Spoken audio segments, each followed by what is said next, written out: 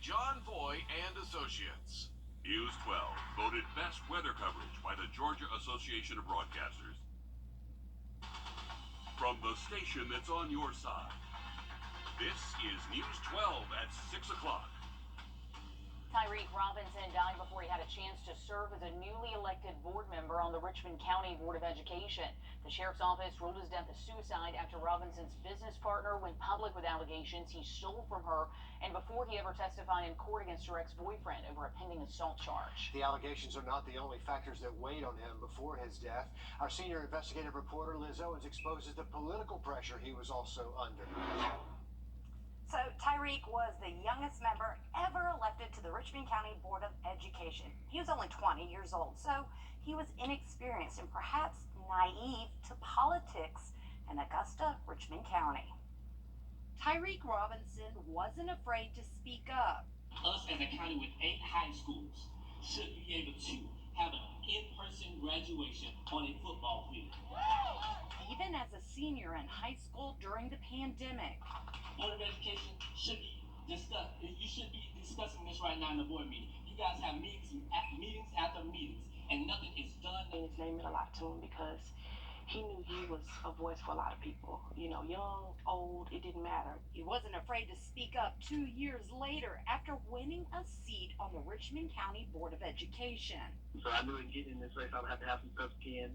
And so I won't let anybody back me down or let any accusation or allegation back me down. It's just time for me to stand firm and just show that I am innocent in this. Tyreek went on the Austin Road Show the day before he died to defend himself against allegations of theft made by his business partner. Tyreek met Melissa Oden in January of 2022. One of the things that she told me is she said she's going to make me great. And, I took the vision, and I thought that was one of the best things I heard being young, but not realizing it came with preposterous control. Melissa Oden had the power to make Tyreek great as a well-connected and successful businesswoman in the Augusta-Richmond County area. There was a meeting between me, her, and I won't call out the other individual that wants the seat. She basically told him that to not run because she wanted to give me a chance. The meeting was with former Commissioner Ben Hassan. Hassan confirmed to the I-Team he decided not to run after his friend Melissa Oden asked him to give Tyreek a chance at the seat. Melissa texted him, "Thank you so much, Ben." Not every text conversation between Tyreek and Melissa was positive. Ty told Melissa about a meeting with Richmond County School Superintendent Dr. Bradshaw. She replied she wanted to talk one-on-one with Tyreek once she returned from an out-of-town trip. He asked, "Am I in trouble?" She replies, "Yes." Tyreek met with other Augusta leaders too, including Garnett Johnson, even introducing the future mayor of Augusta to Melissa, and he later inviting Tyreek to an event where Melissa and his godmother, her friend Melanie, would be in attendance. Tyreek also spent a lot of time with members of the Board of Education, including Super District 9 board member Venus Kane. Tyreek called me and asked me to mentor him. That's what I was doing. Venus knew Tyreek before he decided to run for school board, but the two had a falling out a few weeks before the election. After the election, 2 days before he died, Tyreek sent Venus this: "I got a call. You are putting a rumor out there that Melissa and I are sleeping together. The rumor is not true, and I need you to clear it up." Venus sent back, "Whatever you need to do to clean up your lies. I told you, I'm through with you and all your shenanigans with you and Ben. You played a big boy game and lost. You might want to worry about the stuff folks are putting out about you. Stealing money from an old lady. Folks going to the news on you. You are exhausting. I don't know a Melissa. Now anyone connected to you is off limits for me." You said that about you better be worried about, people going to the news on you about stealing. Yeah. That was that lady. Because remember I told you that Saturday? Okay. Girl, the beautician Okay. had called me.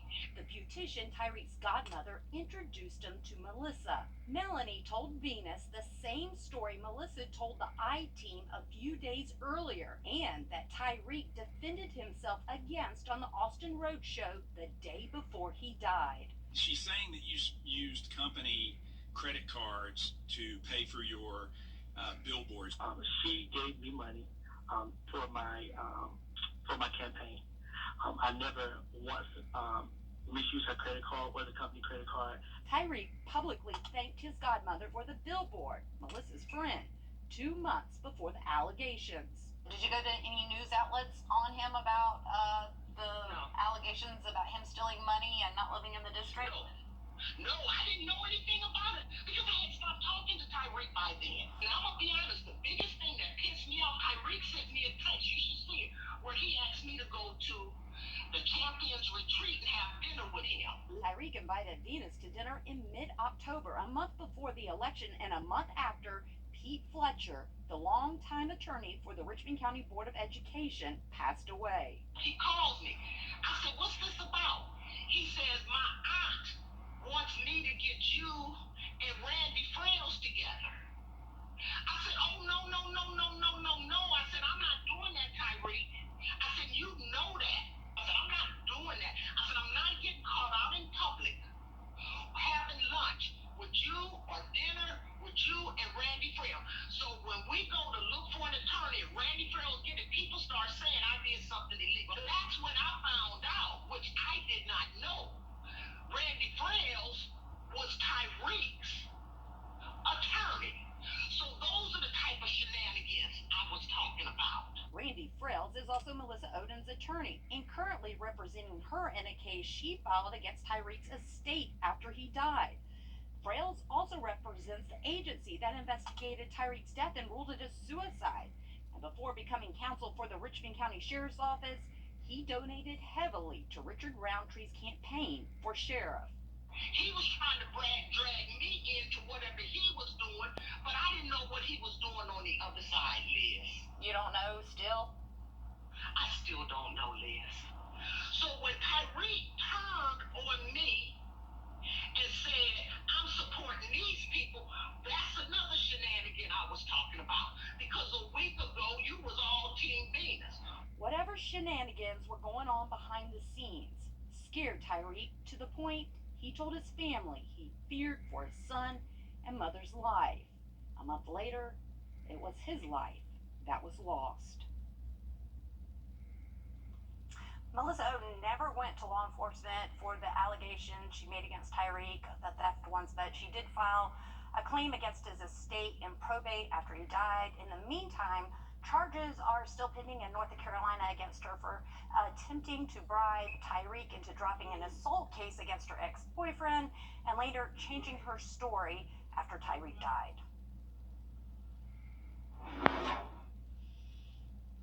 Well, now we have seen a big... At the very early stages, Meredith, thank you. Coming up all new at 6 o'clock, new information after 7 Evans middle school students are arrested on drug charges. Time and Sports show. Thank you, fans, so much. It's the most fantastic night in country music. You guys! CBS presents the CMT Music Awards. Live Sunday, April 2nd on CBS. Bro, one more time.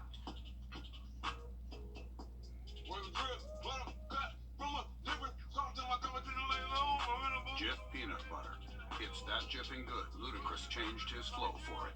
It's March Madness. Happening now, friends, family members, community members, all gathering to honor the life and legacy of Common Gun, an Augusta woman shot and killed in her home last week. This is a live look at the vigil in front of Gunn's boutique Bentley's Closet downtown that they're having. Gunn leaves behind a young daughter, and authorities believe her estranged husband killed her. He's now facing a murder charge. We're learning more about a situation as well at Evans Middle School today, where 7 students were arrested yesterday. They're facing drug charges. News 12's Nick Veland spoke with the police chief of Columbia County Schools to learn more about the district's policy on drugs.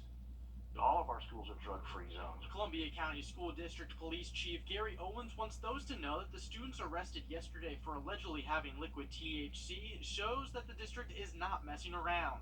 With that incident yesterday, the most important message we can give is the school does not tolerate that type of behavior. There's a code of conduct. And now he wants these arrests to be an opportunity for parents to talk to their children about the consequences. This is a very good, important time to speak to your students and say, this is what happens when you do this. It doesn't just just influence your educational standpoint. It can, for you, you're starting a criminal career, or something like that. With the 7 students at Evans Middle School, they were arrested and booked, and Owens says that talking to your children about this shouldn't wait for a drug bust to happen.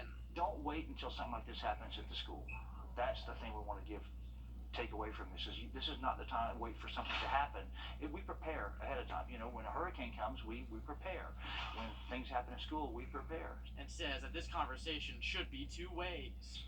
Just one more tool a parent can have to say, this is what can happen to you, or I don't want you to be part of this. Let's talk about it. But you got to be open too. Parents got to remember also they got to listen just as much as they speak. In Columbia County, Nick Veland on your side. And as for those 7 students, they're also being dealt with on the school code of conduct violations. The district says they're holding open forums and working on ways to help teach consequences of bringing drugs to school. Well, we finally warmed up this Monday and Tuesday. Still ahead, Aiken County Public Schools are getting ready for a new class structure. We're on your side with what's changing and what block scheduling will bring next.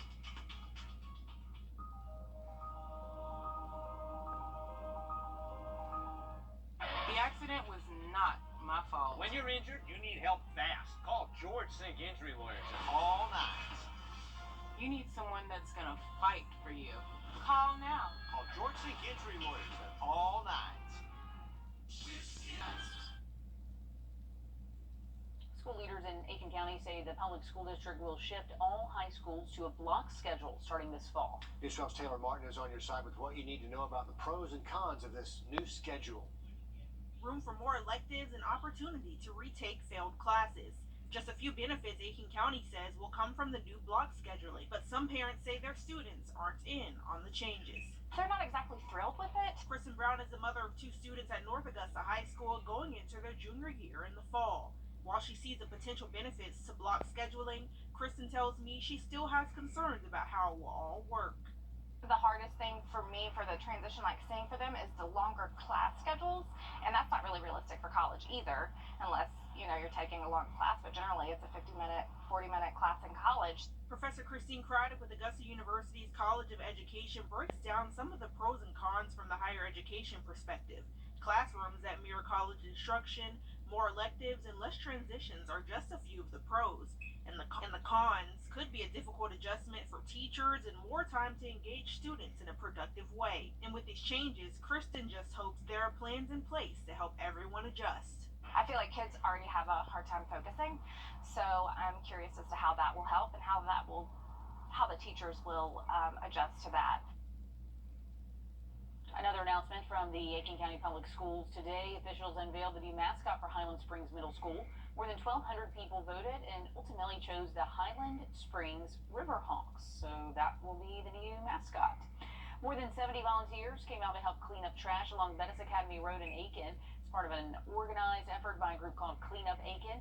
The organization partnered with Bridgestone America's tire operations to help beautify a 6-mile stretch of highway. And volunteers in Augusta getting set for their own cleanup project. The mayor's office hosting a trash cleanup coming up Saturday. Volunteers are going to meet at the municipal building 9 o'clock in the morning and then head out to neighborhoods all across town for this cleanup. And the whole event ends with a cookout starting at 1 o'clock in the afternoon. Organizers for Wrdw, the concert, announcing 2 more groups joining that lineup this year.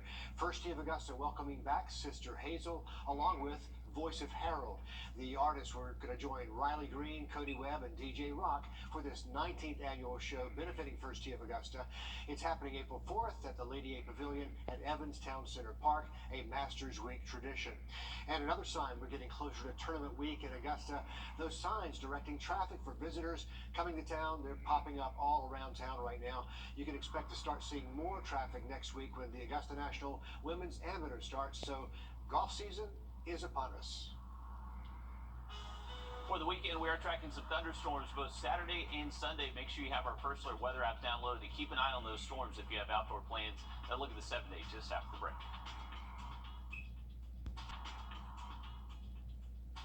You're watching News 12 on your side. Getting hurt on the